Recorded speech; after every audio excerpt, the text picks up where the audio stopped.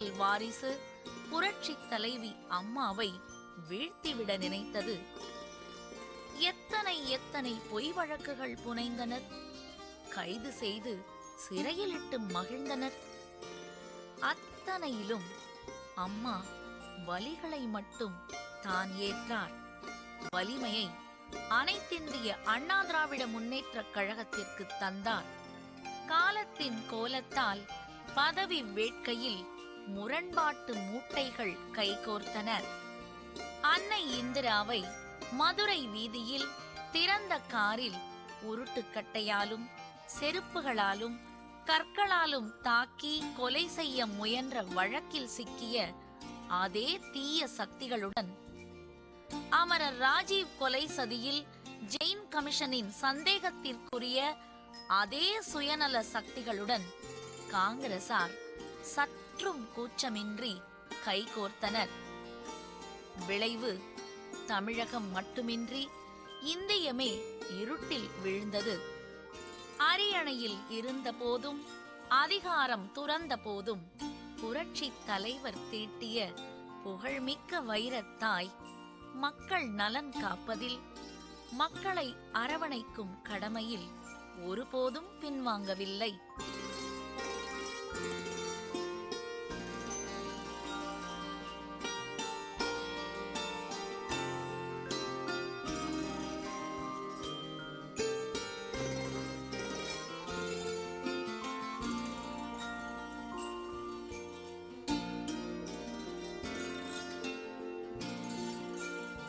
அறுபத்தி மூன்றாவது அகவையில் அடியெடுத்து வைக்கும் அனைத்திந்திய அண்ணா திராவிட முன்னேற்றக் கழகத்தின் பொதுச் செயலாளர் அன்பு சகோதரி டாக்டர் புரட்சித் தலைவி அவர்கள் இன்னும் 100,000 பிறை கண்டு வாழ்வாங்கு வாழ என்னுடைய இதய வாழ்த்துக்களை மகிழ்ச்சியோடு தெரிவித்துக் கொள்கிறேன்.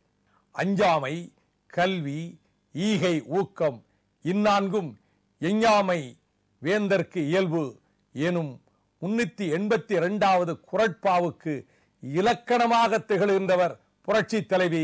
ஆம், அந்த அஞ்சாமைக்கு எடுத்துக்காட்டாக எத்தனையோ சம்பவங்களை சொல்லலாம். 1972ஆம் ஆண்டு கர்நாடக மாநிலத்தில் கண்டீரகா ஸ்டுடியோவில் கங்கா கௌரி படப்பிடிப்பு நடைபெற்றுக் கொண்டிருந்த பொழுது கன்னட வெறியர்கள் உள்ளே நுழைந்து அடித்து நொறுக்கி அனைவரையும் விரட்டியடித்து பலரும் பயந்து ஓடிய போது அம்மையார் அவர்களை பார்த்து, நீங்கள் தானே கல்கி பத்திரிகையிலே நான் தமிழச்சி என்று பேட்டி கொடுத்தீர்கள், தமிழ் ஒழிக என்று இங்கே முழக்கமிட வேண்டும், இல்லாவிட்டால் நடப்பது வேறு என்று கூறிய போது, என் உயிரே போவதானாலும் சரி, நான் தமிழச்சி தான், தமிழ் வாழ்க என்றுதான் முழங்குவேன், ஒழிக என்று ஒருபோதும் சொல்ல மாட்டேன் என்று நெஞ்சுறுதி காட்டிய போது அனைவரும் அதிர்ச்சியும் திகைப்பும் அடைந்தனர்.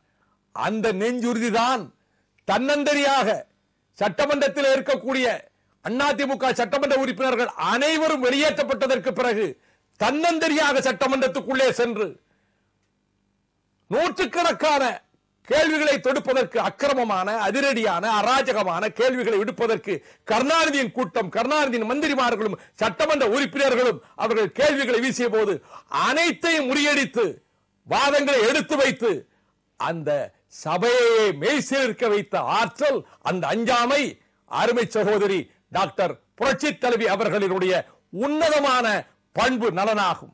நிலமற்ற ஏழைகளுக்கு இந்த நிலத்தை பிரித்து கொடுப்பதாக சொல்லியிருக்கிறார்கள். 46.5 லட்சம் ஏக்கர் ஏழைகளிடம் இருக்கின்ற போது அந்த ஏழைகளிடமிருந்து இந்த நிலங்களை பறித்து வேறு ஆட்களுக்கு கொடுக்க போகிறார்களா? கடந்த ஆட்சியில் மதமாற்ற தடை சட்டம் ஒன்று கொண்டு வரப்பட்டது என்று சொல்கிறீர்கள். பக்கம் 14 பேரா 29.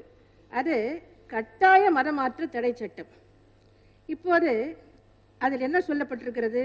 அதை திரும்ப பெற வேண்டும் என்ற கோரிக்கை வலுப்பெற்று அதன் காரணமாக 18/5/2004 அன்று ஒரு அவசர சட்டத்தின் மூலம் அந்த சட்டம் திரும்ப பெறப்பட்டாலும் அதற்கான ஒப்புதலை சட்டப்பேரவையில் வைத்து பெற்றிடாத காரணத்தால் அந்த மதமாற்ற தடை சட்டம் இன்னமும் ரத்தாகாத நிலையில் உள்ளது. அண்மையில் இந்திய அரசு ஒரு நேர்வில் அரசியல் சட்டத்தில் வழங்கப்பட்டுள்ள சுதந்திரமாக சிந்தித்தல் அப்படின்லாம் இருக்குது.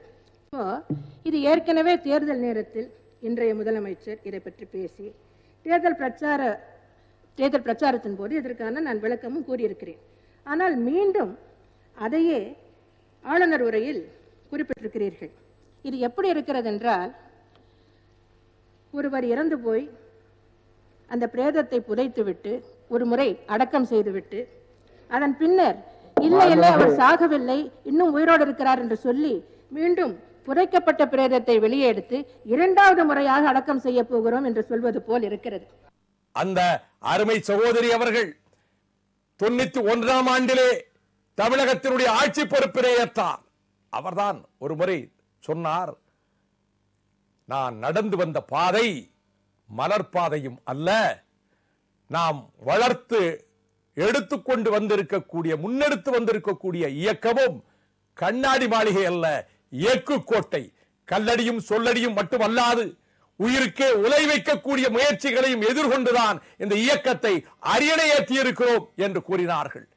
கருணாநிதி குடும்ப அரசியலை முறியடித்து கருணாநிதி குடும்பமா தமிழ்நாடா என்ற கேள்விக்கு தமிழக வாக்காளர்கள் தீர்ப்பளிக்கக்கூடிய இந்த தேர்தலில் அராஜகம், வன்முறை, வெறியாட்டம், ஊழல், பகல் கொள்ளை, தமிழகத்தின் வாழ்வாதாரங்கள் அனைத்தையும் தன் குடும்ப நலனுக்காக கருணாநிதி காவு கொடுக்கின்ற விபரீதம் அனைத்தையும் முறியடித்து இந்த இருட்டிலே இருந்து தமிழகத்தை விடுவித்து மீண்டும் முதலமைச்சர் பொறுப்பினை ஏற்க இருக்கக்கூடிய அருமை சகோதரி டாக்டர் புரட்சி தலைவி அவர்களுக்கு மீண்டும் என்னுடைய மனம் நிறைந்த மகிழ்ச்சிகரமான பிறந்த நாள் வாழ்த்துக்களை தெரிவித்துக் கொள்கிறேன். தமிழகத்து மக்கள் சொல்லவொன்னா துயரத்திற்கு ஆளாக்கப்பட்டிருக்கிறார்கள். வரக்கூடிய சட்டமன்ற தேர்தலில் ஒரு ஆட்சி மாற்றத்தை உருவாக்குவதற்காக திராவிட முன்னேற்றக் கழக காங்கிரஸ் கூட்டணியை முறியடிக்க வேண்டும் என்று மக்கள் எதிர்பார்க்கிறார்கள். இத்தகைய மகத்தான போராட்டத்திற்கு அனைத்து இந்திய அண்ணா திராவிட முன்னேற்றக் கழகத்தினுடைய பொதுச் செயலாளர் மதிப்புக்குரிய எம்ஆர் ஜெயலலிதா அவர்கள் தலைமை தாங்க இருக்கிறார்கள். இந்த மகத்தான பங்களிப்பு செலுத்தக்கூடிய அவர்களுடைய பிறந்தநாள் இன்று. பிறந்தநாள் காணும் அவர்களுக்கு மார்க்சிஸ்ட் கம்யூனிஸ்ட் கட்சியினுடைய மாநில குழு சார்பாக என்னுடைய இனிய பிறந்தநாள் வாழ்த்துக்களை தெரிவித்துக் கொள்கிறேன். சுருங்கச் சொன்னால் தமிழகம் தலைகுனிந்து கவிழ்ந்து நிற்க வேண்டிய ஒரு இழிவும் டெல்லியில் சிலர் போய் சென்று செய்த திருவிளையாடல்களால் நிகழ்ந்துவிட்டது. இந்த அவமானத்தையும் துடைத்தெறிந்தாக வேண்டும், இழந்திருக்கிற பண்பாட்டை மீட்டாக வேண்டும், சிதைந்து போயிருக்கிற ஜனநாயகத்தையும் பழையபடியும் மீட்டு காப்பாற்றியாக வேண்டும். இந்த வரலாற்று கடமைக்கு தமிழ்நாட்டில் அனைத்திந்திய அண்ணா திராவிட முன்னேற்றக் கழகத்தின் பொதுச் செயலாளராக உள்ள ஜெயலலிதா அம்மையாருக்கு அந்த பெரும் பொறுப்பை வரலாற்று சுமத்தி இருக்கிறது. செய்யும் ஆற்றலும் இருக்கிறது, மன உறுதியும் இருக்கிறது, மக்களின் ஆதரவும் இருக்கிறது. எனவே வென்றும் முடிப்பார் என்றே நான் நம்புகிறேன்.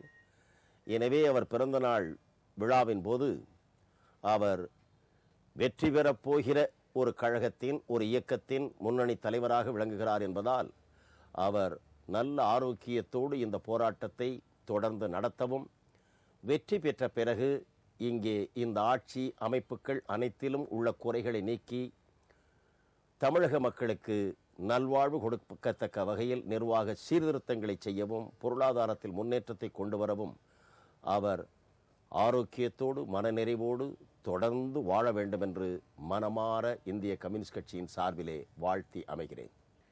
ஏழை எளிய மக்களுடைய, அடித்தளத்து மக்களுடைய, நலிந்த மக்களுடைய, ஒதுக்கப்பட்ட மக்களுடைய, நசுக்கப்பட்ட மக்களுடைய உணர்வுகளை புரிந்து அவர்களுக்காக ஒவ்வொரு நாளும் கோட்டையிலே இருந்தாலும் கூட குடிசைகள் நலம் பெற வேண்டும் என்கிற அந்த பரந்த நோக்கோடு அந்த மக்களுக்காக அர்ப்பணித்த புரட்சி தலைவர்கள் மீண்டும் வியக்கத்தக்க வெற்றி பெற்று தமிழகத்தின் சமூக நீதி காத்த வீராங்கனையாய், சமத்துவ ஒளிவிளக்காய் வரும் சட்டமன்ற பொதுத் தேர்தலில் வெற்றி பெற்று மீண்டும் 3வது முறை முதலமைச்சராக வர வேண்டும் என்று இந்திய குடியரசுக் கட்சியின் சார்பில் எங்கள் நெஞ்சார்ந்த வாழ்த்துக்களை, பிறந்தநாள் வாழ்த்துக்களை உரித்தாக்கி மகிழ்கிறோம்.